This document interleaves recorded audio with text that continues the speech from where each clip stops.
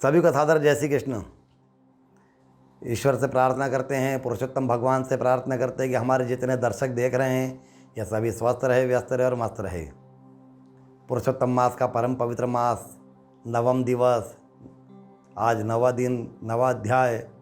मैंने आपसे पिछले वीडियो के लिए कुछ जानकारी देने में प्रॉमिस किया था, मैं आपको इसमें जानकारी दूंगा। कथा के मध्य में, कथा के समापन पर, दोनों में थोड़ी थोड़ी जानकारी, बीच में थोड़ी जानकारी, बाद में, इस प्रकार से आपको मैं जानकारी दूंगा। तो आप कथा में सतत बने रहे। अगर आपको ये जानकारी अच्छी लगे, कथा अच्छी लगे, तो आप लाइक करें, शेयर करें, कमेंट्स करें, बेल आइकन का बटन दबाएं, सब्सक्राइब करें। जिन्होंने सब्सक्राइब नहीं किया वो सब्सक्राइब अवश्य करें। नवम अध्याय। भगवान कहते हैं, वाल्मीकि ऋषि राजा इंद्र दृढ़धनवा से उसके पूर्व जन्म का वृतांत बतलाते हुए कहते हैं कि हे राजन, जब ब्राह्मण सुदेव ने भगवान पुरुषोत्तम से आश्चर्य प्रकट करते हुए प्रश्न किया कि कठिन तपस्या करने के बाद जो वरदान मुझे नहीं प्राप्त हो सका, उससे कई गुना अधिक वरदान आपने मुझे अनायास कैसे दे दिया। ये भगवान से प्रश्नोत्तर हो रहा है।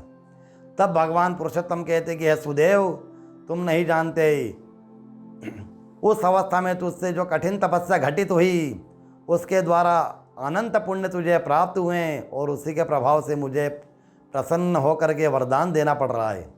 हे सुदेव, जो मास तेरे दुखित अवस्था में व्यतीत हुए वह मेरा परम प्रिय, परम पवित्र मास पुरुषोत्तम मास था। इसमें थोड़ा सा भी कर्म अनंत पुण्य देने वाला होता है। तुझसे तो कठिन तपस्या घटित हुई है। पुत्र के दुख में दुखी होकर के अन्न जल का परित्याग करके निरंतर वर्षा में बैठे रहने के, त्रिकाल स्नान का पुण्य, अखंड उपवास का पुण्य और भगवान का नाम स्मरण, ये सब करने से, चिंतन भजन करने से इस पुण्य का प्रादुर्भाव हुआ, इस पुण्य का उदय हुआ है। इस पुण्य के समान संसार का कोई भी पुण्य कर्म नहीं है। बड़े बड़े ऋषि मुनि और देवता भी पुण्य प्राप्ति के लिए इस मास में निरंतर साधना आराधना करते रहते हैं। इस मास में तेरे समान पुण्यात्मा संसार में कोई दूसरा ही नहीं है। इसी के प्रभाव से तुझे यह वरदान प्राप्त हुआ है। हे सुदेव, तेरे जन्मांतर के सभी पाप नष्ट होकर के शुद्ध पुण्यात्मा की भक्ति भाव प्राप्त हो गई है। इस पुरुषोत्तम मास की महिमा का वर्णन चार मुख वाले ब्रह्मा जी भी कहने में असमर्थ है। इतना प्रभावशाली यह पुरुषोत्तम मास है। ऐसा कह करके भगवान पुरुषोत्तम मास से अंतर ध्यान हो गए। वह ब्राह्मण सुदेव पत्नी और पुत्र के सहित प्रसन्नचित्त होकर के भगवान पुरुषोत्तम मास की महिमा की प्रशंसा करते हुए अपने आश्रम में आकर के सुखपूर्वक गृहस्थ जीवन व्यतीत करने लगा। निरंतर देवकर्म पितृकर्म करते हुए जब तक पुरुषोत्तम मास आता, बड़ी श्रद्धा से व्रत नियम धारण करता और उसमें भजन करता, दान करता, परोपकार करता, पूरा पुरुषोत्तम मास ऐसे ही व्यतीत करता। 1000 वर्ष तक जीवित रह करके समयानुकूल इस शरीर को त्याग करके ब्रह्मलोक का समस्त सुख भोग करके और पृथ्वी पर पुनः राजा दृढ़धनवा के रूप में मनुष्य के जन्म में उत्पन्न हुआ। हे राजन, पूर्व जन्म की पत्नी गौतमी इस जन्म में पटरानी के रूप में तुझे प्राप्त हुई है। पूर्व जन्म का पुत्र सुखदेव तोते का रूप धारण करके तुझे उपदेश दिया गया। पिता के ऋण से मुक्त होने के लिए तुझे सांसारिक विषय में निमग्न देख करके संसार रूपी सागर को पार करने के लिए उसने यह सदुपदेश दिया है कि भगवान की आराधना के बिना आत्मा का उद्धार कैसे होगा। यदि मैंने पूर्व जन्म के पिता को सचेत नहीं किया तो मैं पिता के ऋण से मुक्त कैसे होऊंगा। यही सोच करके अपनी और तेरे ऊपर उपकार के लिए इस मार्ग का अनुसरण करा। राजन, अब तुम चिंता मुक्त होकर के अपने भविष्य को बनाने के लिए भगवत आराधना में लिप्त हो जाओ, अपनी आत्मा का उद्धार कर लो। मैंने तुम्हारे पूर्व जन्म का सारा इतिहास कह दिया है। अब मैं सरयू जी में स्नान के लिए जाता हूँ। ऐसा कहकर ऋषि जाने के लिए उद्यत हुए। तभी राजा दृढ़धनवा ऋषि के चरणों को पकड़ कर कहते हैं कि हे ऋषिवर, आपने जो पुरुषोत्तम के महात्मा का वर्णन किया है सो मुझे पूर्व जन्म का स्मरण नहीं है। कृपया आप यह बताएं कि पुरुषोत्तम मास में किस प्रकार व्रत नियम धारण करना, कौन से देवता का पूजन करना चाहिए, यह सब आप विस्तार पूर्वक हमें जानकारी दें और हम पर कृपा करें। राजा दृढ़धनवा के प्रश्न पर वाल्मीकि ऋषि कहते कि हे राजन, जैसा तुमने प्रश्न किया है उसी प्रकार का प्रश्न भगवान विष्णु से लक्ष्मी जी ने किया था। मैं तुमको इसको विस्तार पूर्वक बताता हूँ, एकाग्रचित्त होकर के सुनिए। एक समय की बात है, वैकुंठ विहारी भगवान विष्णु प्रसन्नचित्त अपने सिंहासन पर बैठे हुए। ऐसे समय पर लक्ष्मी जी भगवान से कहती है कि हे नाथ, मैंने आपके मुखार विंदे से पुरुषोत्तम की अनेक वार्ताएं सुनी हैं। इस मास में थोड़ा सा भी कर्म, स्नान, दान, व्रत, पूजा आदि करने से अक्षय पुण्य और सुख की प्राप्ति होती है। सो आप कृपा करके ये बताएं कि कौन सा व्रत, दान आदि कैसे करना है, और विस्तार पूर्वक बताने की कृपा करें कि इसमें हम क्या करें क्या नहीं करें। भगवान विष्णु प्रसन्न होकर के कहते हैं कि लक्ष्मी, तुम धन्य हो जो तुम्हारे मन में पुरुषोत्तम मास के प्रति श्रद्धा उत्पन्न हुई है। हे लक्ष्मी, जो मास सूर्य की संक्रांति से हीन रहता है, अर्थात जिस महीने में सूर्य की संक्रांति नहीं होती है, उजर मास को पुरुषोत्तम मास कहा जाता है। इस मास के स्वामी गोलोकाधिपति भगवान पुरुषोत्तम हैं, जो हम सब देवताओं के भी स्वामी हैं। इस मास में अपनी शक्ति के अनुसार स्नान, दान, व्रत, जप, अपने पितरों का तर्पण, पूजन, आराधना, भजन, कीर्तन आदि का नियम धारण करना चाहिए तथा भूमि पर शयन करना चाहिए, और किसी भी एक जाति के पत्रावली पर भोजन करना चाहिए। और इस मास में मालपुआ हमेशा दान करते रहे। नख और केश नहीं काटना है, नियम संयम करना है। नक्त व्रत भोजन करना है। नक्त व्रत यानी एक समय का भोजन, एक समय भोजन करना है। नित्य प्रति दीपदान करना है। दीपदान कहाँ करना है, आप अपने अपने हिसाब से कर सकते हैं। मंदिर जाएं, अगर आपके घर से मंदिर दूर पड़ता है, वर्षा ऋतु है, तो आसपास में पीपल का वृक्ष है, बरगद का है, अशोक का है, तुलसी का वृक्ष है, इनमें लगा दे। अगर नहीं तो अपने घर में लगाएं, भगवान के वहाँ लगाएं, दीपदान करें, अपने घर के दरवाजे पर लगाएं। सभी जगह जहाँ जहाँ आपको उचित लगे वहाँ दीपदान अवश्य करना है। और दीपदान पूरे संपूर्ण मास, पुरुषोत्तम मास में करना है। अगर स्त्रियों को, माताओं बहनों को नहीं करना होता हो तो वे अपने परिवार के किसी और सदस्य से अवश्य ये दीपदान करवाएं। पूरे मास करना है, इसमें नागा नहीं करना है। मालपुआ आपके हिसाब से बनाते रहे, मालपुए का दान करते रहे। नख और केश नहीं काटना है, दाढ़ी कटिंग नहीं बनवाना है। एक समय भोजन करना है, ये नियम करना है। आंवले के चूर्ण से स्नान करना है।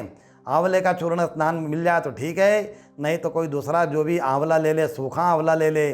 कोई आंवले की सुपारियाँ बनाता है, उसका पोषण करे, उसका भी नियम के साथ में भक्षण करे। आंवले का किसी भी प्रकार से अपने किसी भी एक चीज़ का त्याग करना है। तिल का दान करना है, स्वर्ण का दान करना है, रजत का दान करना है। स्वर्ण यानी सोना, रजत यानी चांदी का दान करना है, गऊ दान करना है। एक दिन के बाद में एक दिन उपवास करना है। एक दिन भोजन करो, एक दिन उपवास करो, इस प्रकार भी कर सकते हैं। हविष्यन और नियम, मौन धारण का व्रत धारण करते हैं। कितने ही मौन व्रत रख लेते हैं। मौन व्रत का धारण करना है। जितना हो सके उतना परोपकार करना है, दान करते रहे।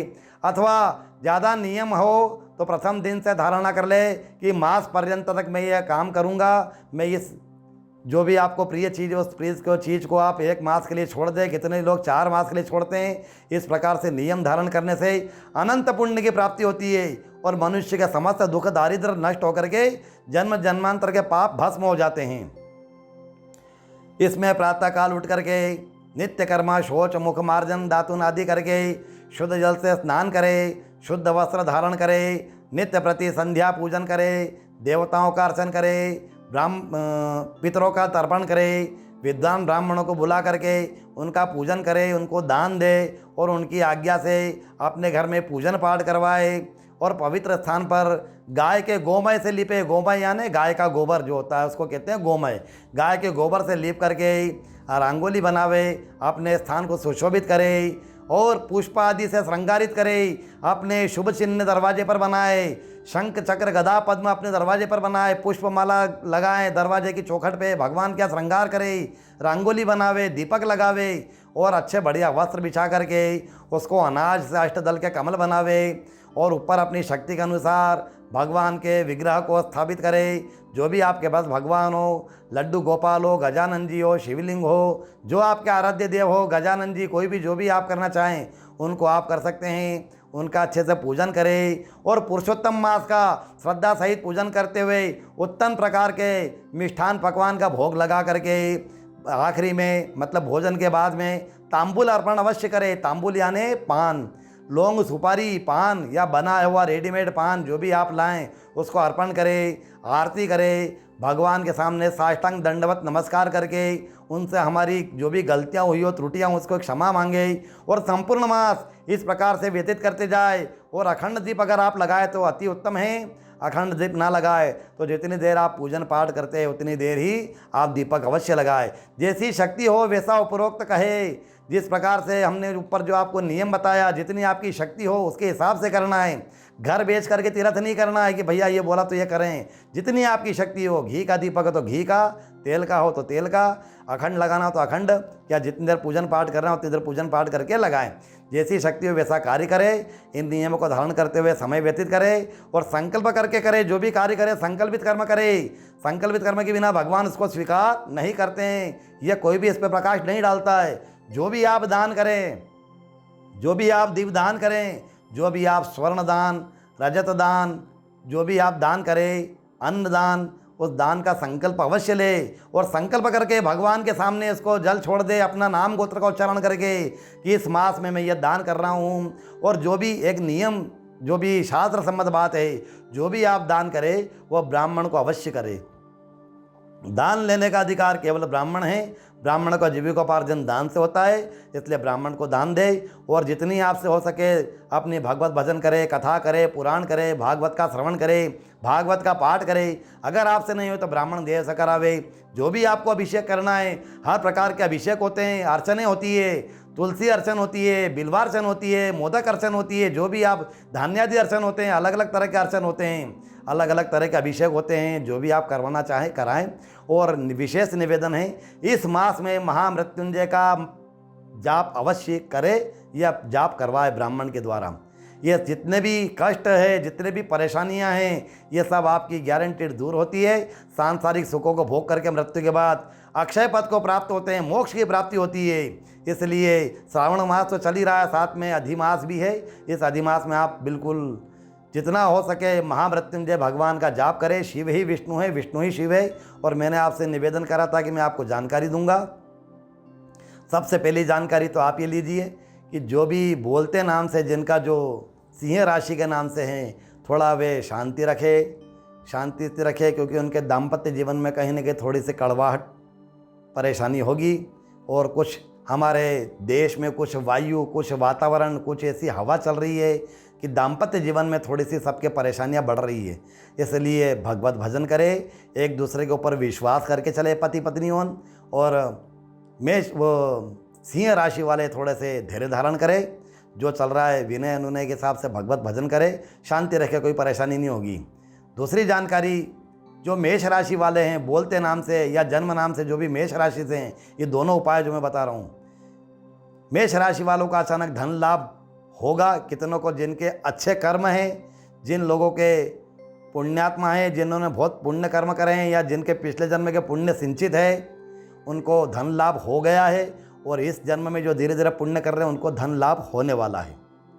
और मेष राशि वाले में जिन पति पत्नी में या प्रेमी प्रेमिका में या पुरुष स्त्री में जो एक दूसरे से प्रेम करते थे, लव मैरिज वाला मामला हो, विवाह का हो, प्रेम आलाप का हो, जो एक दूसरे से दूर हो गए थे, वे एक दूसरे के निकट जरूर आएंगे। मेष राशि बिल्कुल प्रेमिका या उनका प्रेमी अवश्य एक बार लौट के आएगा। और तीसरा, मेष राशि वालों को वाहन का सुख है। अब वाहन पुराना हो या नया हो, उनके कर्म के अनुसार होगा। अगर आपको ये जानकारी अच्छी लगी हो तो आप मेरे चैनल को सब्सक्राइब करें, लाइक करें, शेयर करें, कमेंट्स करें, बेल आइकन का बटन दबाएं। और पुरुषोत्तम भगवान से मैं प्रार्थना करता हूँ कि आप सभी स्वस्थ रहे, व्यस्त रहे और मस्त रहे।